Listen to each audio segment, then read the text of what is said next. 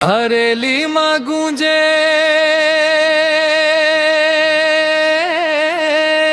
गाँव रे संगी, मांदर बाजे रात भर। गेड़ी चढ़ के नाचब सबो, खुशी बरसे घर घर। हरेली मां गूंजे गाँव रे संगी, धान के खुशबू आए।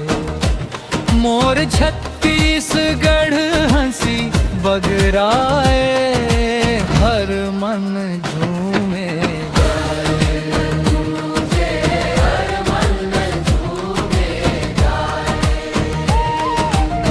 नीम के डारी द्वार सजायन, हरियर सपना लान।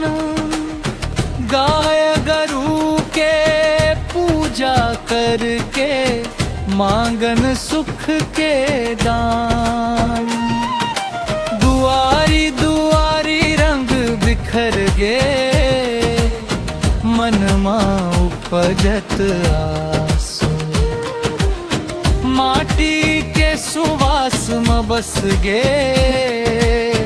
अपन गाँव के खास।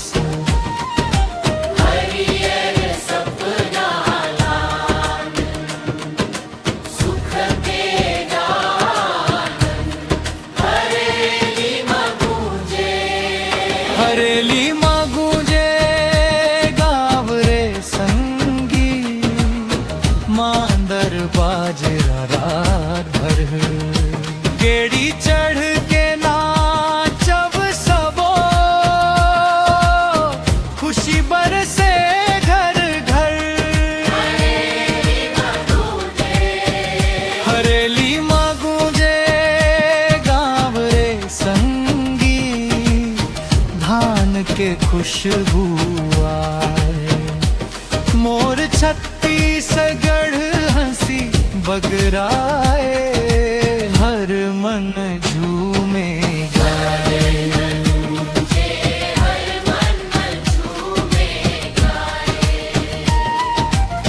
महुआ डार ले छैहा बरसे, कोयल गावे तान।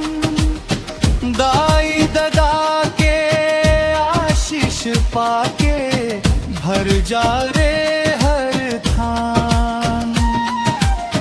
खेत खलिहान महुल सतबानी, हर चेहरा मुस्काए। बाटे मया के मीठा रोटी, मन से मन मिल जाए।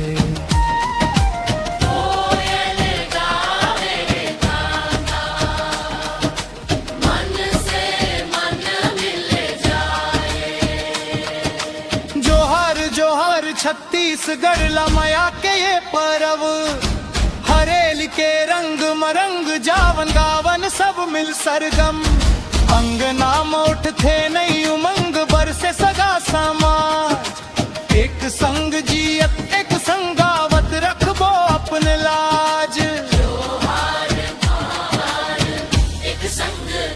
हरेली आए खुशी लाए, धरती गाए गान।